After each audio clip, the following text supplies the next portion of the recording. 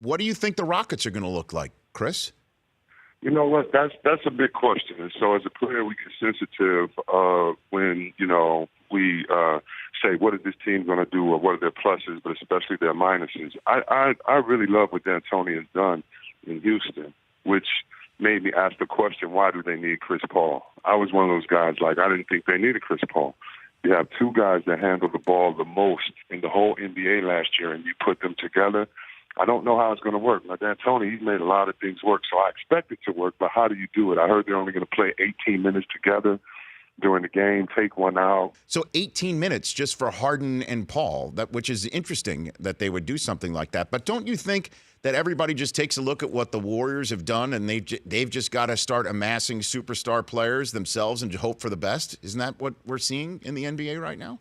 Yeah, but I get it with the amassing of the players, but you have to amass the right personalities. I've known Draymond Green since I can remember. He's young, and he's always been a guy. He's not the best guy on the floor. Some say if he was on Philadelphia, he might not even be in the NBA. But his personality is such that he's the leader on that team.